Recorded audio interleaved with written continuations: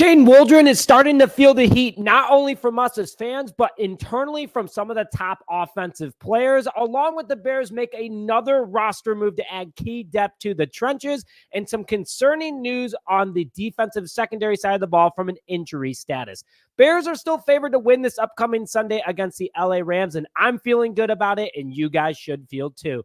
Hello, everyone, and welcome back to this episode of Just Another Year Chicago Bears. Happy Friday, positive vibes only. Let's get it going because it's the freaking weekend, baby, and I'm here to break it all down for you. And before I begin today's video, like this video if you're happy to hear that Bears leaders on this roster are speaking to Shane Waldron about their concerns, along with commenting what you want to see from the offense this upcoming Sunday against the LA Rams. And please subscribe to the channel to stay up to date on all Chicago Bears news and notifications. We are 10 away from our week 4 goal of 18,400. Please hit that subscribe button to stay up to date on all Chicago Bears news and notifications. So let's just get into the big topic of today. Shane Waldron was confronted by Bears leaders on offense. According to Waldron himself and other players on the offense, including Cole Kmet, DJ Moore, and Marcedes Lewis, who are the leadership group of the offense, they met with Waldron earlier this week to talk about how they feel and where the offense stands. Now, you're probably thinking this probably didn't go very well. Well, apparently it went very well, and there's going to be some key changes for the Chicago Bears, hopefully implemented this Sunday against the Rams. Waldron took the podium this past Thursday to tell his side of the story and expressed a few things, saying that they talked about how it was his fault on the goal line that the Bears didn't score, and he took credit for that, along with talking about how he's happy that the guys are comfortable enough to come to him this early and talk to him about their concerns. And this helped a lot, especially having Marcedes Lewis on the roster, a 19-year veteran in the NFL. He's been on some very talented teams. He's been with some talented players, and he's been with some very talented coaches. Marcedes Lewis came out to the podium after Waldron and said, quote, "Don't feel like you can't coach us. I want to be coached. I want to be great. This is not, this is not just for play. This is our job. We leave our ego at the door and we want to win some ball games," unquote. Along with that, Lewis also said, as a coach coming in, you might feel like you're walking on eggshells. Marcedes Lewis apparently put this to the door and said, no, do not feel this way. I want you to make us better every single day. So it sounds like there's some really positive and constructive conversations that are happening within Halas Hall right now, and players are giving that sort of feedback.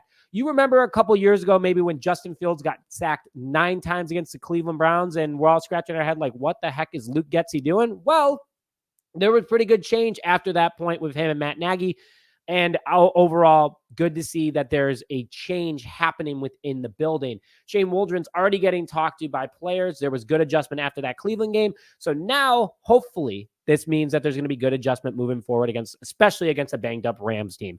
So happy to hear that the guys are speaking out, thanks to the leaders of this team as well, and it's good communication overall for the Bears. Speaking of more positive news is that the Bears brought back a locker room and fan favorite, bringing back former defensive tackle Travis Bell to the practice squad. To start things off, they added to the defensive trenches, which is big because of the fact that Zaach Pickens is out again with a groin injury, according to the injury report. But they brought back their 23 7th-round pick and signed him to the practice squad ahead of the Bears versus Rams game, which means he could be coming up to the active roster. He knows this defense. He played in Eberflus's system, and he's a pretty darn talented player. I don't know if he will 100% play, but even if he's on the sideline, good guy to have just in case.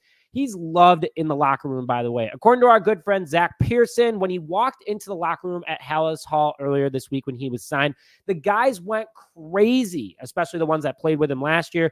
Good energy for this team, good energy in the locker room, whether he plays or not. And just to say, he is a very solid defensive tackle, and I would love to see him on the field. Standing at 6'1", 290 pounds, not the height, but he's definitely got the punch. His senior year in college, he played in 8 games. Now, keep that in mind. It had 80 total tackles, 54 being solo, 16 tackles for loss, and 9 sacks. Again, only in 8 games, averaging 10 tackles per game, 1.1 sacks per game, and 2 tackles for loss.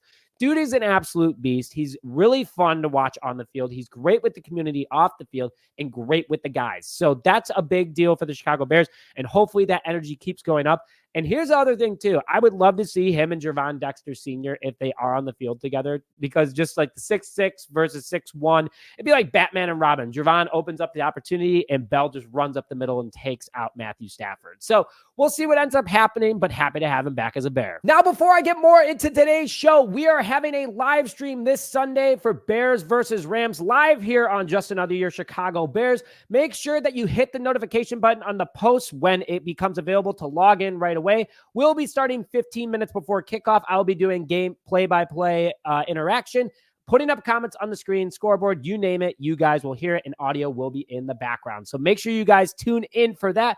PVO, positive vibes only. We are 1-0 when we do a live stream, and so we're doing it again. And please make sure you comment if you're going to be joining. So a not so fun subject is that the Bears injury list is pretty significant, but one call out I want to have is that Kevin Byard is questionable with a back injury. The Bears safety has never missed a game in his NFL career, and this upcoming Sunday, he is in question. He did sustain this back injury after Wednesday's practice or during Wednesday's practice. Not exactly sure when, because he was out there, but he did not practice on Thursday. He is questionable entering the game, which I'm a little concerned about considering Terrell Smith is also out, but happy Jaquan Brisker is out there. Something to keep an eye on this upcoming Sunday. We'll have the breakdown on our Twitter. Link is in the description to stay up to date on all Bears news there.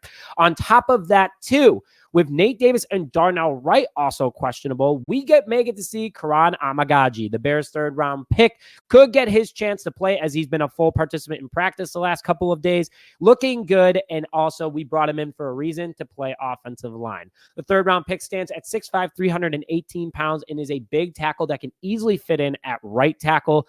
And if that gives the opportunity, if Nate Davis is out too, for Matt Pryor to be able to play. The only problem is with this is that he has no in-game NFL experience, so likely he won't go. But if he does, I think he's up for the challenge. His PFF grade last year at Yale in 23 was an 89.2, top 10 in college football last year. Run block 87.9, pass block 79.9, and zone grade of 87.8.